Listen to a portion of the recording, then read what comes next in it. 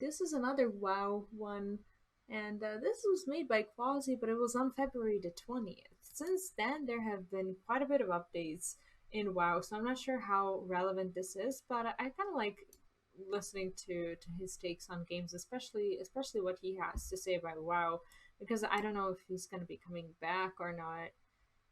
Endwalker only just launched. Think about the kind of updates we already got from FF14 compared to WoW. Actually, Light Dash, that's something I wanted to discuss today. And since you brought it up, let me just give my opinion upfront. Watching the live stream today, watching the producer live letter today, has made me realize that, god damn it, if Blizzard Oh, that was the previous live letter, not the one on March the 4th. That was a big one. got their act together and they were actually churning out content like what Yoshi P and team is doing, World of Warcraft would have never fell to this story state. That is the absolute truth. Okay, if they actually bothered to lay out a content plan and they had someone like Yoshi P at the helm leading the development of World of Warcraft, 100% World of Warcraft would never have died. 1000%. Because when I look at how Square Enix is doing, or rather Yoshi P specifically, is doing the development for Endwalker, It's not the lack of content, it's the lack of content that makes players happy. It's like if you make a bunch of content and people hate it because you didn't listen to feedback, it's the same as not making content at all.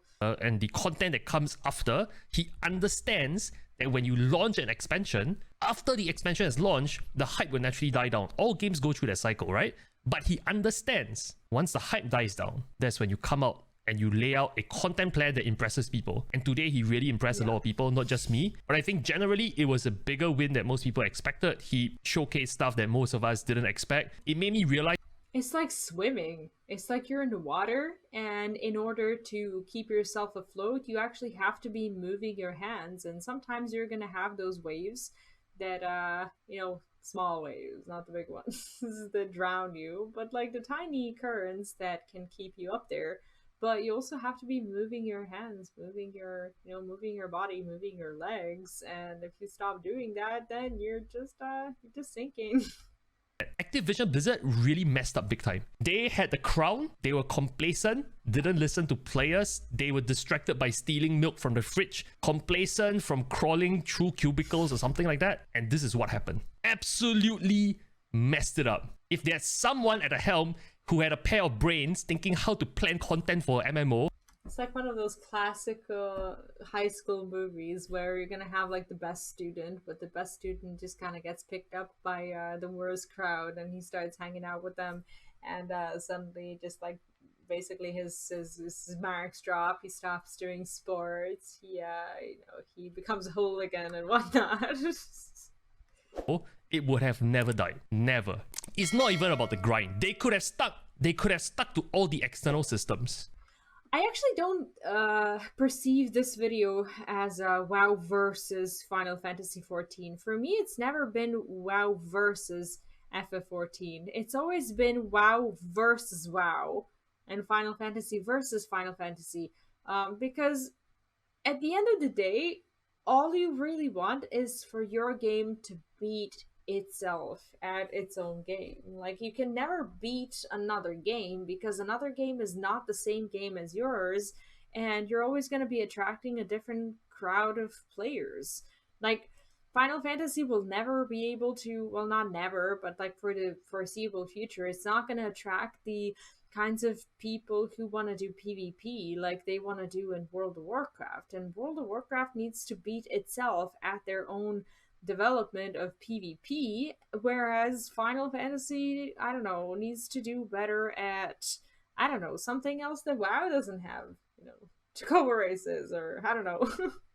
Yeah, I'm totally past that. I used to really concern myself with the topic of like whether or not, I don't know, people should be looking for an alternative in Final Fantasy XIV coming from WoW. But then I realized that, games, no matter how competitive they are, they just need to work on being better than they were in yesterday, last week, last patch, last year, whatever. And that's all they really need to do. And for as long as they do that, they're gonna attract players because they offer good content. What I realized today is that one of the biggest problems is there's a lack of a content cadence from the World of Warcraft team. Final Fantasy works because people know that in 4 months' time or 3 months and a half time, depending on patch cycles, I will have something to play. I will have something to look forward to. So you don't mind certain content lulls because you know that eventually there will be a purpose for you to go back to the game. World of Warcraft, you don't have that. When we finished 9.0, when we finished Castle Natural, everyone was sitting on their asses like, okay, now what? What do we do next? True. Like, when it comes to Final Fantasy, right now, okay, regardless of the fact that I do Final Fantasy content and that I, want to stay in touch with the game, get better at the game and whatnot, the fact that there are some updates to look forward to gives me a foreseeable timeline for me to be like, okay, I've got about a month. What am I gonna do? And it makes me be able to plan my activities. I can level at least 2 or 3 jobs to level 90, starting from 0 in that amount of time if I try really hard, and that's just kind of what keeps me playing the game, because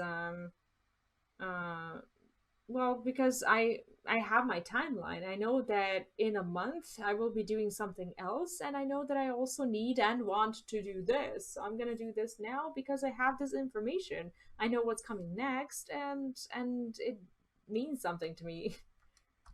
Nobody knows. You don't even communicate to the player. When's 9.1 coming? What is the interim plan between 9.0 and 9.1? Will there be new dungeons? Will there be new raids? Nobody knows. Because they decide to make up stories 2 weeks before they go live showing the trailer. Absolute shit. They're also in a big mess. Like, the company, like, their house is on fire. And I get that the primary thing they should be focusing on is content, but in order for developers to make good content, they have to approach that with a clear mind, and you can't do that when you've accidentally or purposefully set your house on fire, and now you have to put that fire out so that you can even access your equipment to make a good game. Sure. So that's my biggest takeaway from Producer Live Letter. Thoroughly impressed with Square Enix, thoroughly impressed with Creative Business Unit 3, thoroughly impressed with Yoshi P, but it also showed the incompetency of the people running World of Warcraft in the past 5 years. Mary says complacency got to them. Yep, 100%. Caverion TV says Yoshi P kept the hype up for 2 years until 7.0. Yeah, all it takes is just a leader, the lead developer, to come out and say, this is my vision. I don't know if you guys played Hearthstone. Like, Hearthstone used to be my main game a long time ago, and I used to play Hearthstone back in the day when Ben Brode was in charge of Hearthstone. Those were the glory days of Hearthstone. Even though Hearthstone started getting a lot more content after he left, like, the content was spaced on like every 4 months, the content wasn't what people actually craved. Ben Brode left, and the content that kept coming and coming was a kind of a pay-to-win content, because you suddenly had to spend a lot of money to stay competitive if you wanted to, I don't know, go and play tournaments and have all the new cards like 2 weeks after they or even sometimes 2 days depending on the tournament, 2 weeks after they are live. But Ben Brode was such a good leader of the team. He was so charismatic, and every time there was like an announcement for the expansion or for any sort of update, or whenever there was a Q&A or something, you just really wanted to watch that so that you can see him. And he was a massive pillar within the community. And people were willing to forgive, they were willing to listen, they were willing to hope. And I don't know, like, I think Hearthstone started falling apart when he left, and that's something that I guess WoW is also going through, because they have this exodus of good, talented, and charismatic people who players are willing to trust. These are the next 5 big content patches. In each of the content patch, you will get A, B, C. That's all it takes to keep players engaged. The problem with WoW is I don't have that roadmap to be engaged. I finished my base expansion 9.0. I don't know what's next. The value of an MMO is knowing that your achievements in the game mean something. That 1 year from now, the achievements that I've grinded for mean something in MMO, because the player base is around to appreciate it. Why do you think there's so many cat girls AFK in Limsa and looking at your T weapon, or looking at your ultimate weapon, or looking at your triple legend flex? Because those achievements have value because people are playing this game.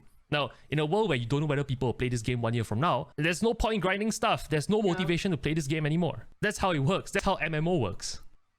Like Dash said. Yeah, the